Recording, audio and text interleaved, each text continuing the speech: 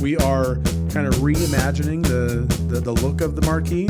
It's not going to be the two poles and a horizontal sign like you've seen in the past. It's going to be one large pole, kind of like a monument, with a vertical sign, kind of like you see in Las Vegas on the Strip. It is cushioned from the year 2024, not 1998. So those were a lot of butts and seats. Those were much loved seats. We'll just leave it at that. Welcome to the Something Better podcast. I'm Joe Conroy with the City of Bakersfield, and you're back, Adam. Adam Miller is back from the Arena, Theater, Ice Center, every place over, all the entertainment venues basically in town. I won't go through them all again, but welcome back. We appreciate having you on. You're always fun. Yeah, good to be back. Awesome. So we want to talk a little bit about the Arena, Theater, Convention Center, some of the changes that are going on over there or have already happened. One of the big ones is the name change. We've had the name changed a few times, at least since I've been in Bakersfield, but the most recent change is now Dignity Health, right? Oh, yeah. That was last year. We announced that Dignity Health was going to be the new naming rights partner for the Dignity Health Arena, Theater, and Convention Center.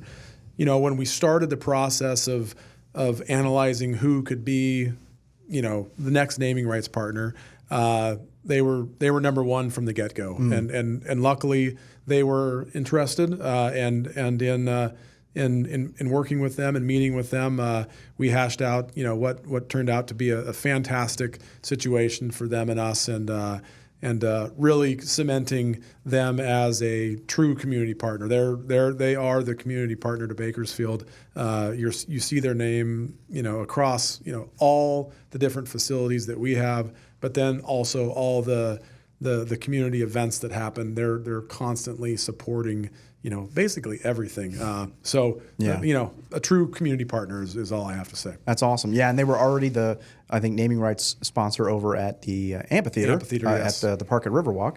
So great partnership, obviously working well with them.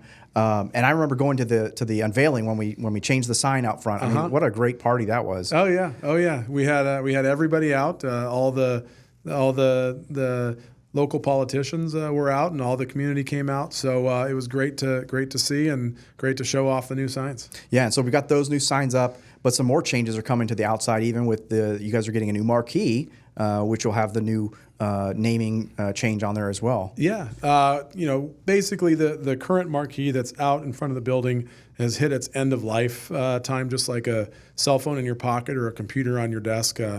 Certain technology just doesn't keep being worked on, or basically they don't keep making parts, right? Yeah. So how long has that one been there? That one has been up there for about 10 to 15 years. Okay.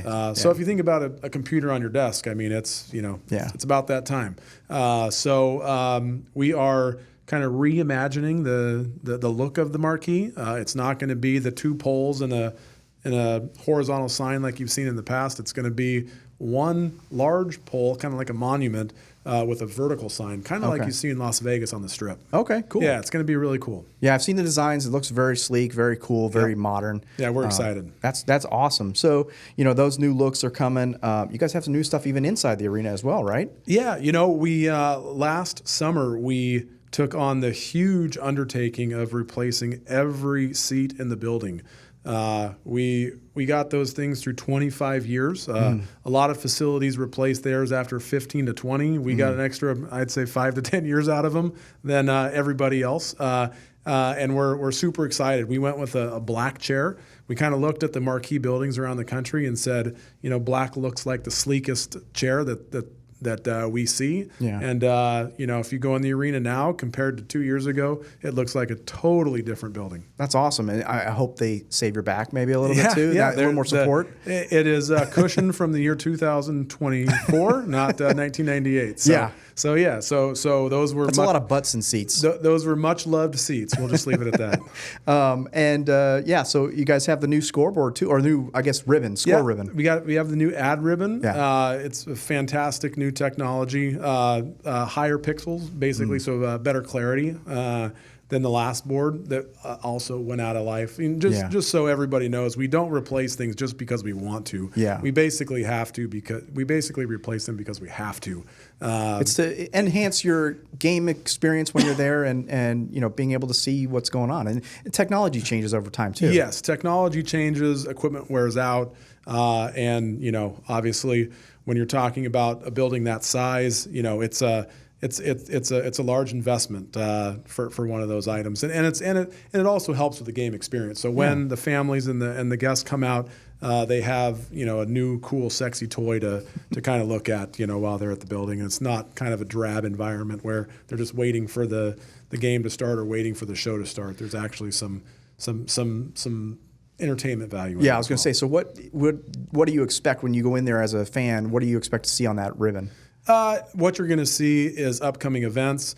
You're going to see, if it's a Condor game, there's going to be a scoreboard. There's going to be the advertisements from our partners. Obviously, we work with some fantastic companies in town that help us do what we do. And so we like to highlight them on the board to show off that they are, partners of the building. And then you mentioned too, a building of this size takes a lot to operate, power. You guys are making some changes with that as well to make this a little more affordable when it comes to your power bill at the end of the day. Yes, sir. This summer we are getting a solar array in the parking lot. So for years the solar array was on hold because of the high-speed rail. They didn't know where the train was going to go, and there was at one point that it was going to go right through the railroad track downtown. Oh, okay. So we couldn't put the solar system out in the parking lot, knowing that high-speed rail might take that area, Gotcha. part of the parking lot. So being that they shifted their plan to outside the city or to the other edge of the city, we were able to move forward with the solar array. So this summer we should be going into construction with the solar array and a battery.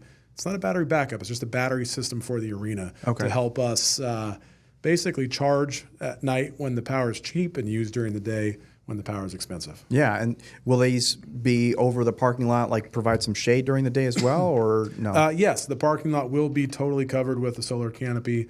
The battery system will be located in the lower level of the arena. Okay, cool. So yeah, trying to go a little green, keep your car cool while you're either at the game or at an event or something. So you guys that sounds awesome. And one other thing we wanted to talk about a little bit, the ice plant.